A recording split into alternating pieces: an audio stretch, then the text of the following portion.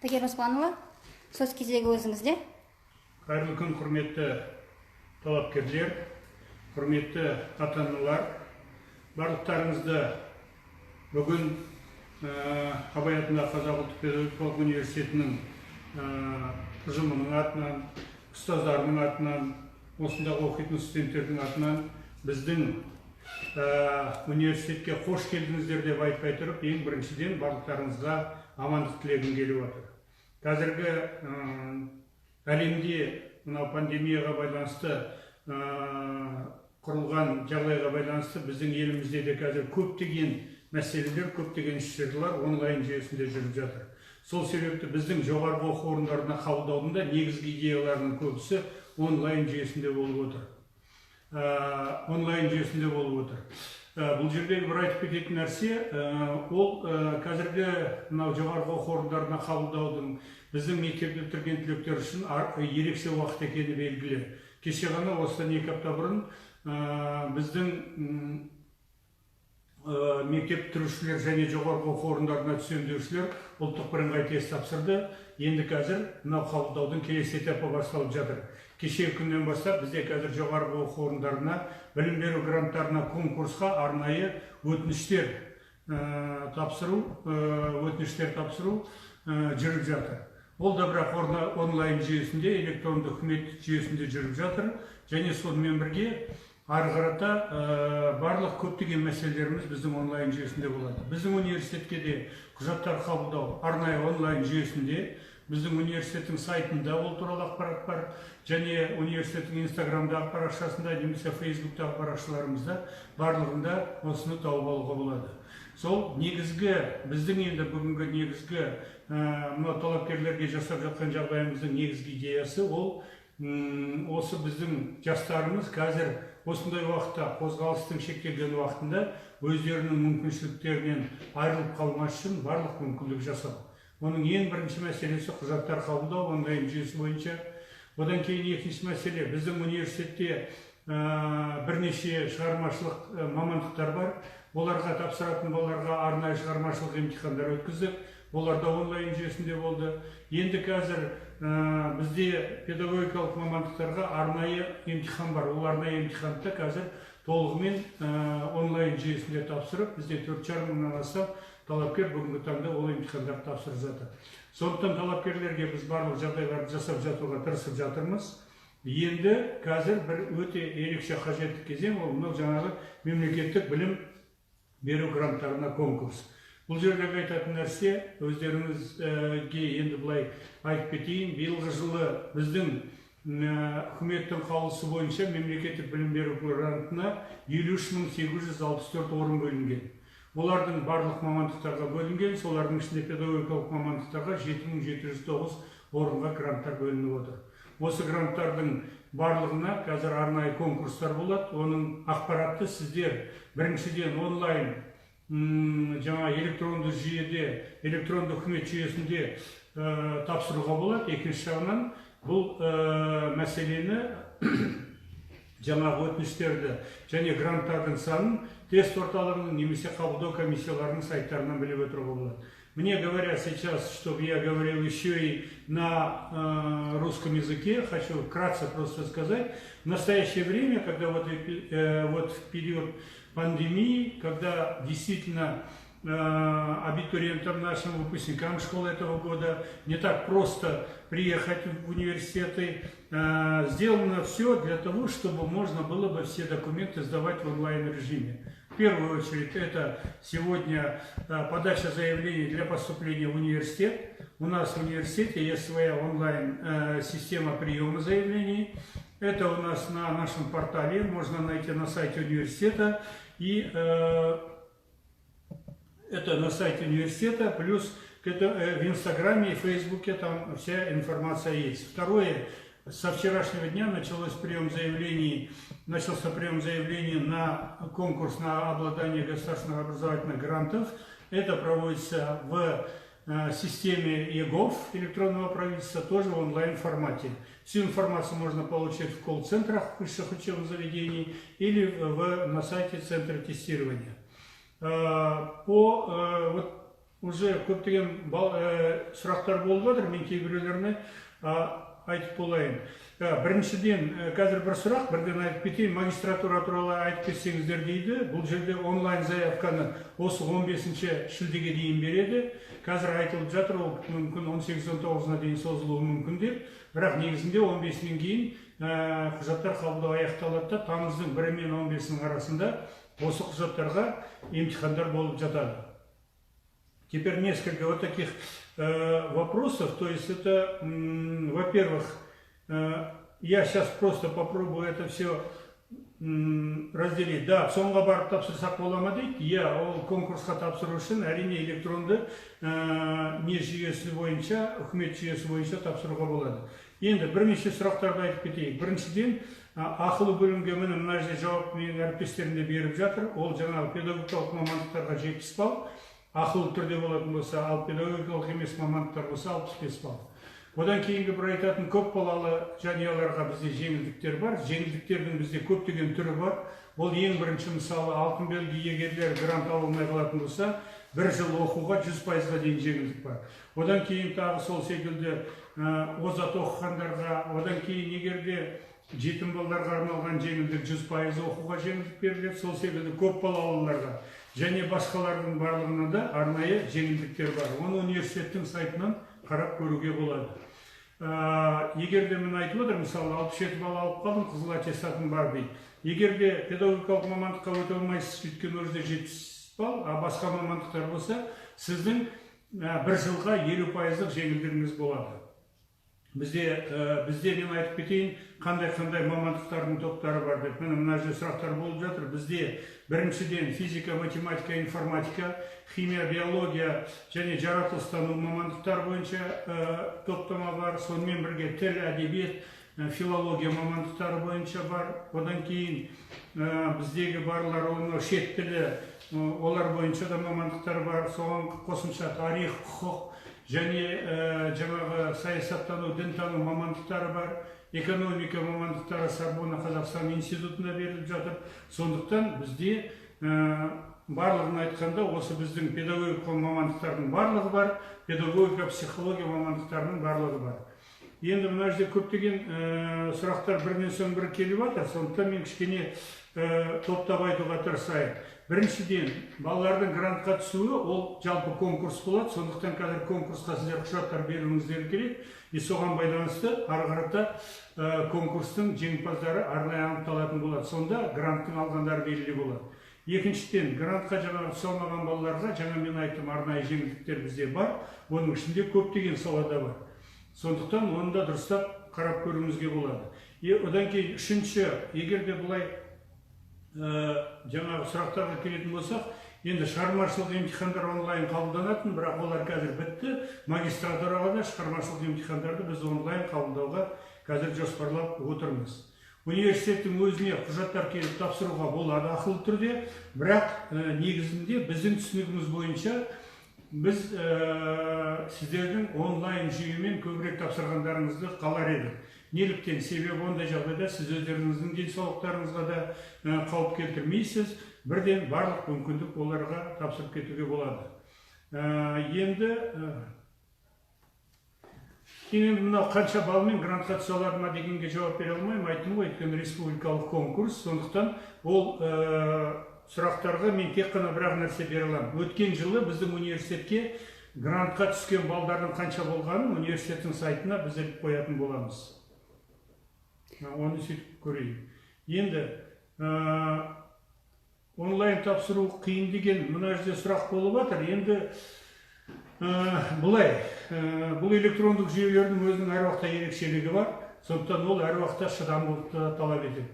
Өйткені құжат тапсырған кезде оны тексеретін жүйелер бар. Сондықтан оның бәрін дұрыстап қарап көру керек. Біздің университетте жатақхана бар. Жатақханада бізде 1800-1900-дай орын бар. Біз ол орындардың барлығын бірінші курсқа түскен студенттерге береміз негізінде. Сондықтан ақылы түрде болсын, немесе грантқа түскен болсын, оларға беруге мүмкіндік болады. Ары қарата балалардың өтініштеріне қарап, жалпы қарастырып көреміз деп отырамыз. Енді Мына магистратураға 1-15 тамыз арасында тест тапсыруға болады деген сұрақ болып отыр. Иә, бірақ қай күн екенін оны арнайы біз хабарландыру арқылы беретін боламыз. Ол қазір екен тест орталығы өзі анықтап есептейді. Дистанционный оқу туралы. Дистанционный оқу деген бізде, былайынша айтқанда, екіге бөлейікші. Біріншіден, мынау жалпы дистанционный оқуға, қашықтықтан оқытуға біз қабылдаймыз.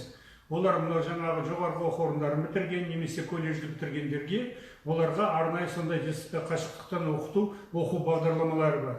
Олардың барлығының тізімі біздің қабылдау комиссиясында берілген. Екінші жағынан енді биыл 1-қыркүйектен бастап студенттеріміз қашықтықтан оқиды деп жатыр. Ол туралы біз арнайы хабарландыру жасап, олардың қалай өтетін барлық принциптерін айтып беруге тырысамыз.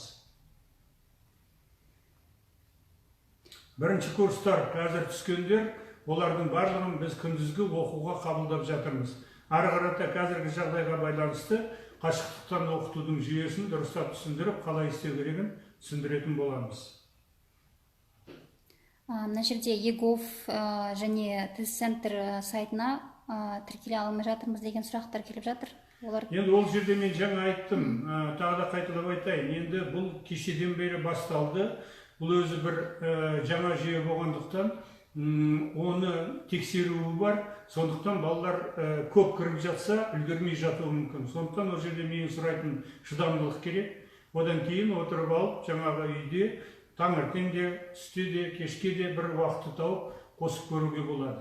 Кейбір уақытта жаңағы адамдар көп қосылған кезде мүмкін трафик кішкене қиын болып жатқан болуы мүмкін. Педагогика мамандығына егер де тест тапсырғыларыңыз келсе, біздің сайтқа кіріңіздер, Kazım.kz-ге сол жерден бәрін тауып аласыздар. Конкурсқа ЕГОВ арқылы өтініш беруді, сол ЕГОВтың өзін кірсеңіздер, сол жерде конкурсқа өтініш беру деген арнайы бағдарлама бар. Сол арқылы оны тауып алуларыңызға болады. Мына жерде айтады, кейбір тесттің нәтижесі бойынша сұрақтар болып жатыр. Оларды менің ойымша сіздер біздің колл-центр арқылы нақты біліп алуларыңызға болады. Өйткені сіздің атыңыз шықты, шықпады, неліктен, қазір оны толық жауап бере алмаймын. Одан кейін бүгін мына жерде жаңа бір сұрақ болды. Ауылдық мектепті бітірген, ауыл мектебін бітірген балалардың арнайы квота бар ма деп. Иә, ондай квота бар. 30% квота дейміз. Ол егерде мысалы бір мамандыққа 100 орын бөлінсе, соның 30 орны тек қана ауыл мектебін бітірген балаларға арнап бөлінеді. Сондықтан оны осындай неден ауылдық квота деп атайды. Ондай квота бар. Колледжден кейін конкурсқа қатысам десе тест тапсырады. Егерде конкурсқа қатыспай, грантқа қатыспай, тек қана ақылы түрде оқимын десе, ондай жағдайда арнайы емтихандар бар.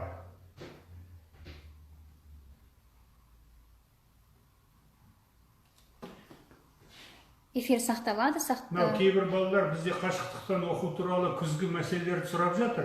Оларға мен қазір ештеңе айтпай-ақ қояйын, өйткені бұл жердегі мәселе, оның бәрін біз арнайы осындай кездесулерде жасаймыз.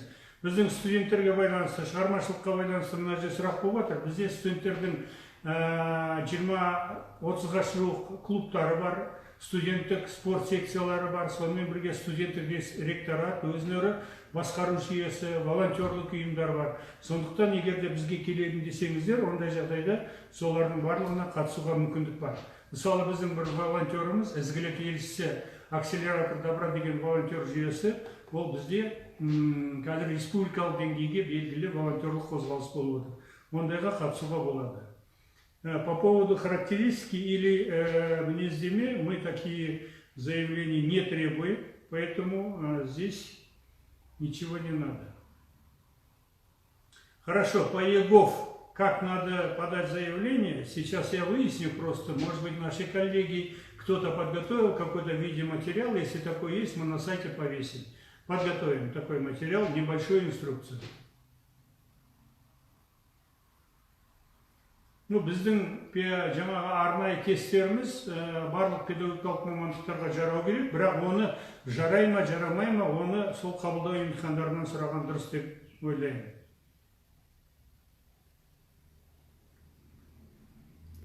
Ар университетке бөлінген гранттар туралы сұрап жатыр. Қалай? Ар университетке бөлінген грант бар ма деп. Бізде гранттардың бөлу жүйесі әрбір университетке жеке бөлінбейді. Бізде тек қана бакалавриатқа гранттар толығымен республикалық деңгейде өтетін болады. Олардың тізімі қазір бекітіліп жатыр, содан кейін жарияланатын болады. А егерде магистратура болатын болса, магистратураға қанша грант бөлінгені туралы бұйрық біз қазір оны жариялайтын боламыз. Және акимат берілген грант бола ма дейді, беретін акимат. Енді акиматтарға өткен жыл өздеріңіз білесіздер, көп балалы аналарға байланысты, жанұядан шыққан балаларға байланысты ондай гранттар бөлінген. Биылғы жылда олар бөлінеді деп күтіп отырмыз, бірақ ол туралы ақпарат кейінірек болатын секілді. Бірақ ондай гранттар болады. Постдипломдық жүйе әрине бізде бар. Біз Францияның, Ресейдің, Польшаның, басқа елдердің университеттерімен постдипломдық бағдарлама жасап, бізге түскен балалар 2 диплом алып шығатын мүмкіндіктер бар. Олардың барлығын университеттің сайтынан толық қарап білуге болады. Ауылдық квотаға өтінішті жеке бөлудің қажеті жоқ. Сіздер өтініш берген кезде, егер де бітірген мектептеріңіз ауылдық мектеп болатын болса, сол жерде арнайы белгі қойып, сол ауылдық квотаға сіздер бірден қатысып кете берулеріңізге болады. Foundation туралы сұрап жатыр. Бізде ағылшын тілінен дайындық курстары бар, өйткені ағылшын тілінен оқытатын бағдарламалар. Бұл бағдарламаларға да біз арнайы жаңағы конкурстың қашан болатыны туралы хабарландыруды университеттің сайтында беретін боламыз. Основная информация у нас есть на 2 языках, на русском, қазақша да бар. Біздің негізгі ақпараттар біздің сайтта, одан кейін Инстаграмда және Фейсбуктағы парақшаларымызда толығымен бар. Егер де кейбір ақпараттар сіздерге жеткіліксіз деп жатсаңыздар, жазып берулеріңізге болады, біз оны қарап көреміз. Документті барып тапсырайықшы деген адамға айтайын дегенім, біз ондай мүмкіндікті беріп отырмыз. Ондай мүмкіндік бар, бізге келіп жатқан адамдар бар. Бірақ өздеріңізге жеңіл болу үшін біз онлайн жүйесінің барлығында қосып қойдық. Ар жағында таңдау өздеріңізде. Бірақ грантқа өтініш тапсыру, ол тек қана онлайн электронды үкімет жүйесі арқылы ғана өтеді.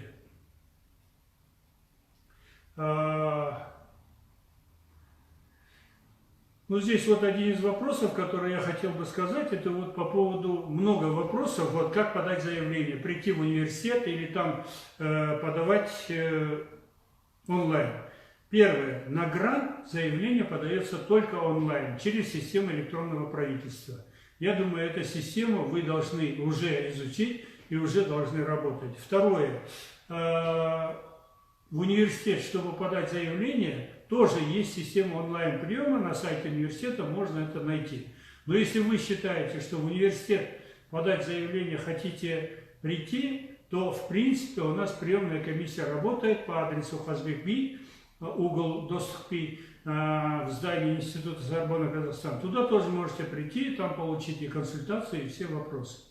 Поэтому такие возможности есть. Но просто как бы вот исходя из ситуации, когда у нас пандемия, очень высокая такая, будем говорить, высокий риск для здоровья, и в том числе вашего здоровья и ваших родителей, мы предлагаем больше обращаться в онлайн через колл-центры и подавать онлайн заявление.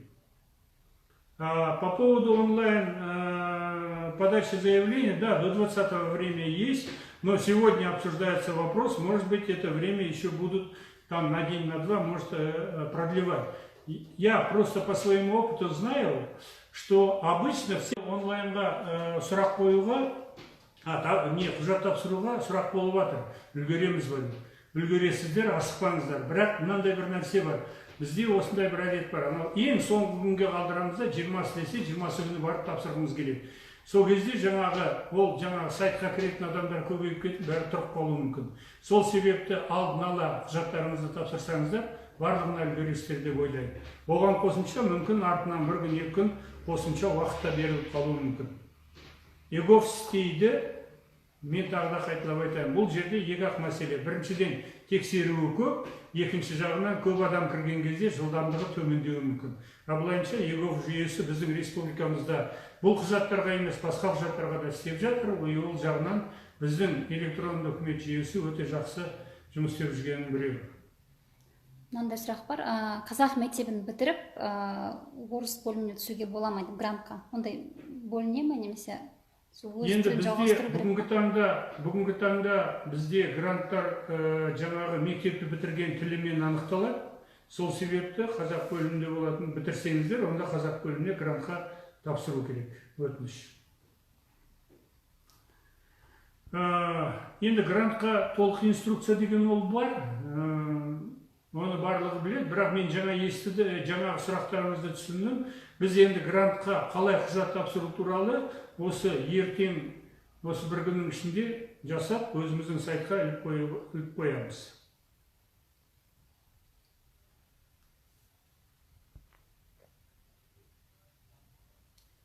Грантка по поводу вашей школы, вот здесь вот одно там в базу не вошли. Ну, такая ситуация возможна. Я предлагаю просто набраться терпения и через 3 дня попробовать еще раз, когда ваша школа будет в базе, и тогда вы просто спокойнее можете подать заявление.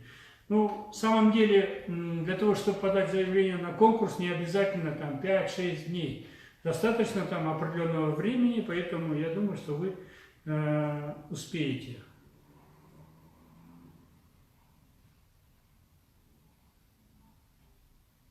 Мына жерде бір сұрақ бар екен, проходнойсыз платныйға бола ма дейді. Қазақшасын айтқанда, мына жаңағы ереже бойынша талап еткен өтетін балға балдарыңыз ұбт-ның жеткіліксіз болса, ондай жағдайда не істеу керек деген сөз.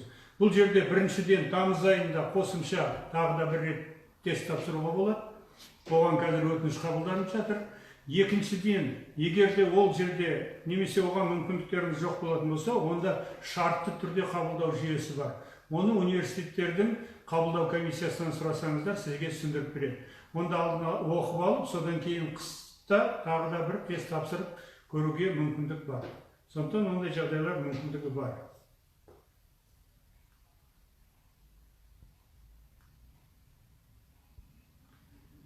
Так, мен тағы да қайталап айтайын, дистанционка деген жаңағы да анықтама бойынша сұрақтар түсіп жатыр медициналық.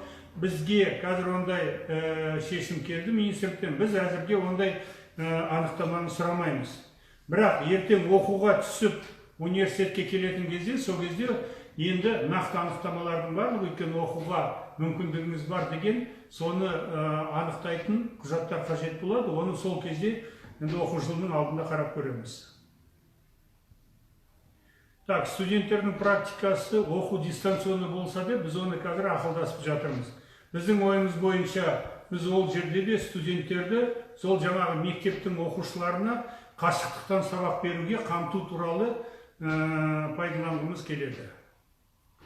Мына оқу ақысы туралы сұрақтар болып жатыр, менің әріптестерім жауап беріп жатыр. Шындығында бізде күндізгі оқуға 550 мыңнан негізгілері сол, одан кейін кейбір мамандықтарда 600-650 мың, магистратура болатын болса 650 мыңның шамасында, докторантурада 1.307.000 жылына. Бұлардың бәрі бізде арнайы бекітілген және университеттің сайтында көрсетіліп тұр. Да, по поводу справки 086 пока для поступления не надо. Когда вы уже поступите, когда придете обучаться, вот тогда мы и будем говорить об этой справке. То есть тогда надо приходить с этой справкой.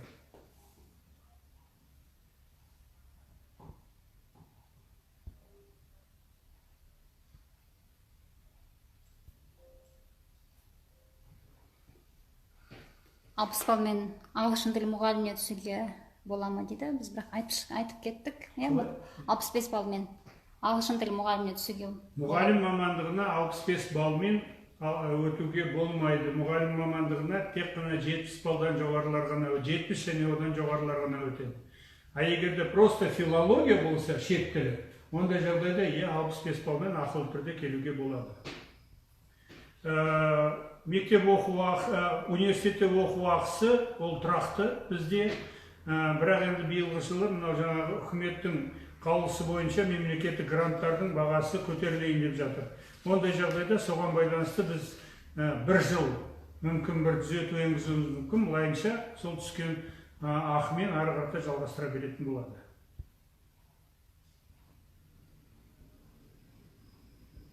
Енді дұрыс қой, сіз ұбт балын білесіз ғой.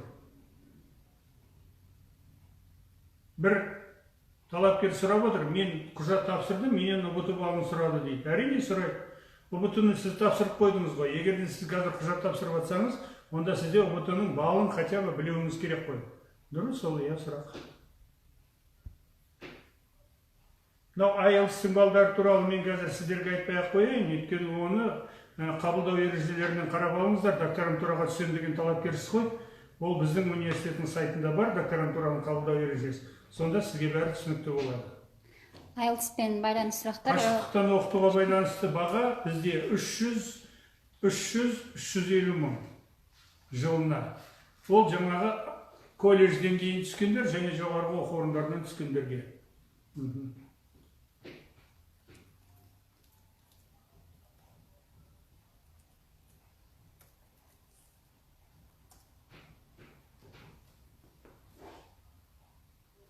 IELTS туралы ақпарат Инстаграмда да бар. Шекті балл қанша керек екен. 5,5 миллион.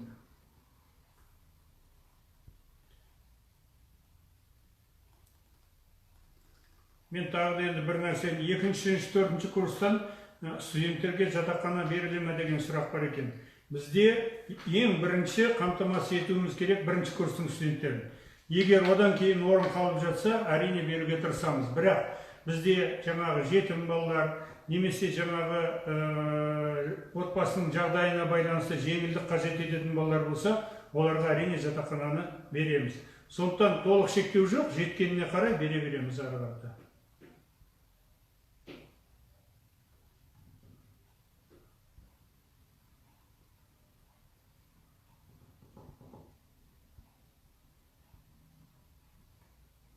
Сұрақтар қайталанып жатыр. Енді эфирге енді қосылған талапкерлерден эфир сақталады, содан көре аласыздар.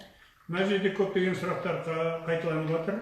Бұлар енді біз жаңа алдында біраз сұрақтарға жауап бердік. Одан кейін осы бүгінгі біздің эфиріміз сақталатын болады. Сол себепті сол кезде дұрыстап қарап көрулеріңізге де болады.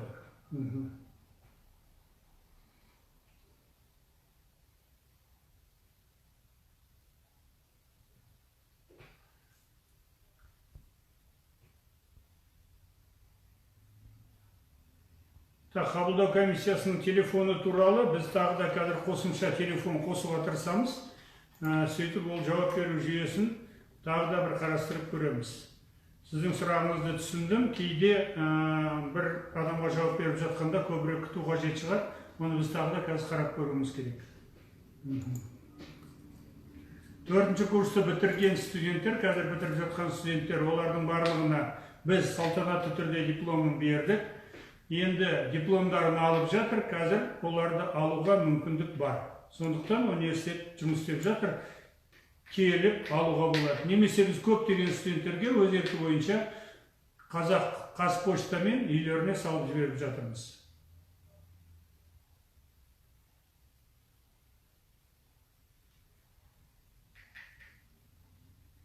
Ағылшын тест бойынша біз арнайы өзіміз ақпарат береміз. Жатақханалардың құны бізде қымбат емес, жылына сол бір айына бір 4-5 мың теңге болады, сонда жылына 30-40 мың болады.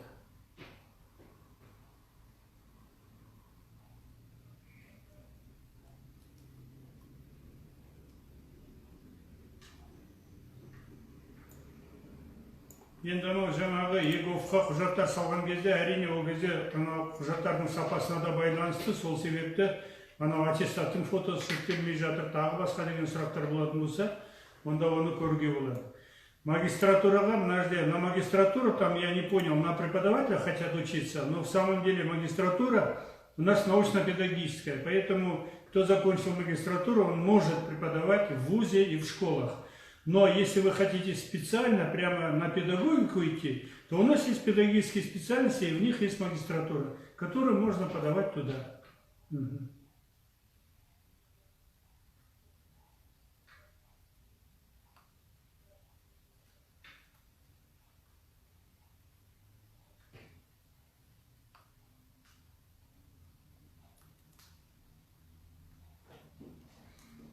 Мен анау қайталанған сұрақтарды қарап, оларға енді жаңа айттым, жатақханада орын бізде көп емес деп, бізде 1800-1900-дай орын бар. Бірақ енді бірінші курсқа келген студенттердің мұқтаждықтарын өтеуге мүмкіндігіміз бар деп ойлаймын.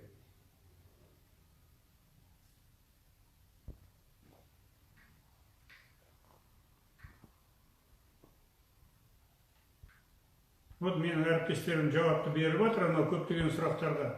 Жаңағы анау магистратураға тапсыратын сертификаттардың балдары туралы және басқа сұрақтар. Олардың бәрін қарап көру. Ну, еще раз я говорю, вот здесь тоже говорят, можно ли подать заявку на грант в ЦОН? Там система онлайн. Поэтому лучше сесть и вот в электронном правительстве подавать.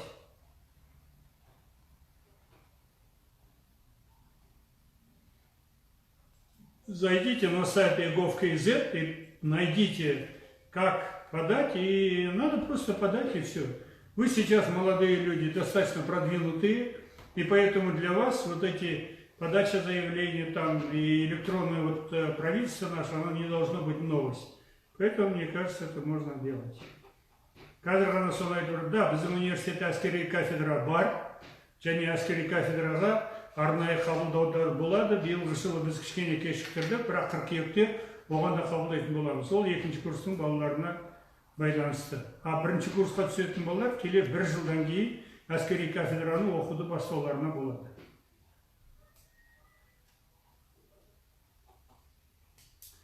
Бір мамандықтан бір мамандыққа ауысқан кезде грантта оқу мүмкіндігінен айырылып, тек қана ақылы түрде ауысуға болады.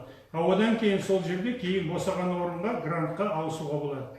Кейбір студенттердің де сұрақтары болып жатыр, оларды да мен бірден айтып жіберіп жатырмын.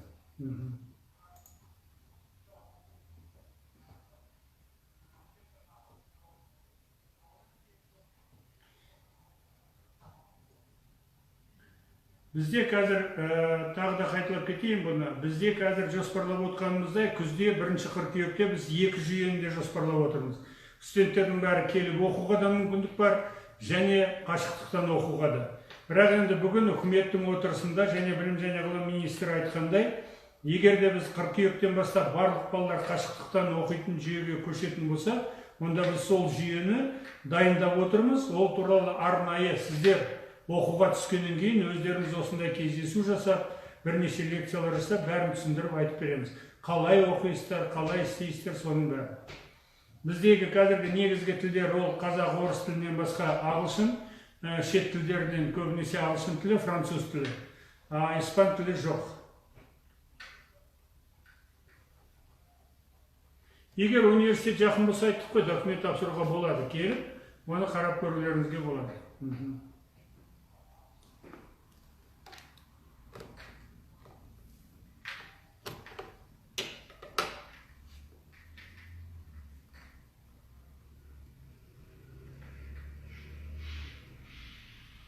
Конкурс нәтижесі біткеннен кейін сіздер грант алсаңыздар, содан кейін университетке оқуға қабылдауға тағы да өтініш тапсыруларыңыз керек. Ол да онлайн жүйеде тапсыруға болатын болады. Сонда бәрі түсінікті болады.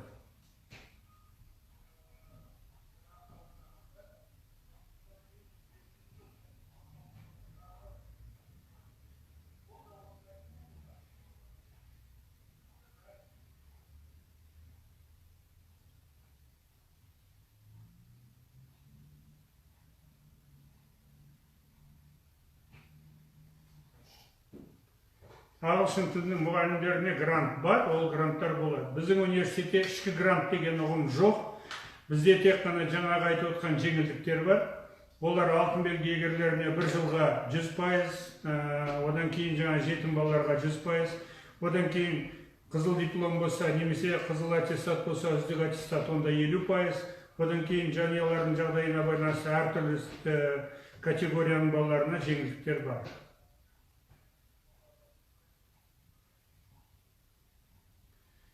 Енді 59 балмен грантқа, конкурсқа да қатыса алмайтын шығарсыз. қатысуыңызға болады, бірақ енді филологияда ол өте қиын болады. Сондықтан менің ойымша бұл жерде негізінде сол жаңа ақыл оқуға бағытталған дұрыс секілді.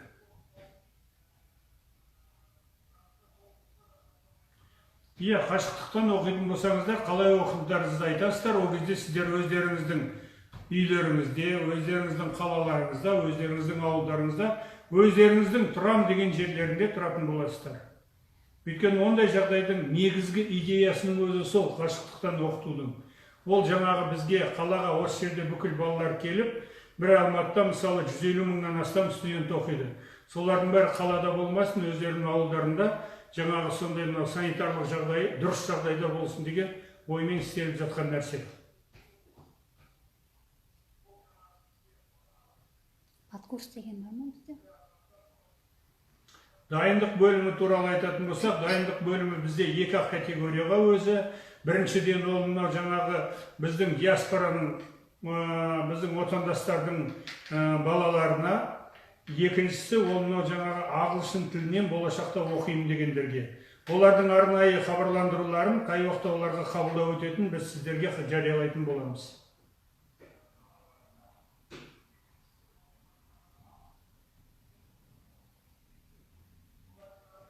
Мына жерде айтады, мен 61 балмен қай университетке тапсыра аламын дейді.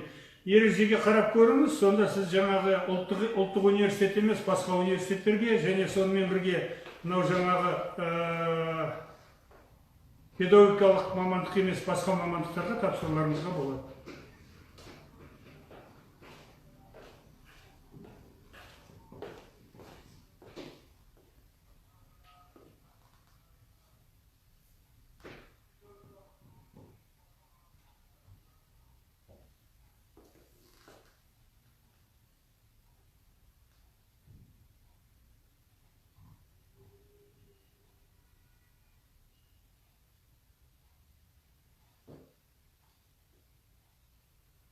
Құрметті талапкерлер, құрметті бүгінгі қатысқандар, мен осымен мына кездесуді кішкене тамамдағым келіп отыр. Енді сұрақтарыңыз болып жатса, жаңа тағы да қайталап айтамын. Біздің университеттің сайты, Абай атындағы Қазақ ұлттық педагогикалық университетінің сайты Казинфо.kz-де. Сонымен бірге біздің Инстаграмдағы, Фейсбуктағы парақшаларымызға және қабылдау комиссиясының телефондар арқылы, колл-центр арқылы хабарласуларыңызға болады. Оның барлығы біздің сайтта бар ақпарат. Біз қазір осының соңында тағы да жазып береміз. Содан кейін сол телефондармен немесе сол сайттардан бәрін көрулеріңізге болады. Енді менің айтып отқаным неге бұлай дейсіз? Өйткені мынау көптеген сұрақтар қазір қайталанып жатыр. Олардың ішінде бір жаңа сұрақ бола ма деп көп отырып уақытты бөлудің де қажет жоқ секілді. Сондықтан барлықтарыңызға мен біріншіден бүгінгі қатысқандарыңызға алғыс айтамын. Екіншіден барлықтарыңызға, әсіресе біздің талапкерлерге осы мынау жазда өздеріңіздің қалаған мамандықтарыңыз бойынша қалаған жоғарғы оқу орындарыңызға түсіп кетіп, гранттың иегері болып, немесе ақылы түрде түсіп кетулеріңізге тілектеспін және ары қарата барлықтарыңызға табыс тілеймін. Ең негізгісі біздің істеп жатқан істеріміздің негізгі бір идеясының біреуі ол мынау сіздердің денсаулықтарыңызға осы қабылдау кезінде ешқандай нұсқан келмесін деген оймен істеп жатырмыз. Сондықтан денелеріңіз сау болсын, бастарыңыз аман болсын, табысты болыңыздар.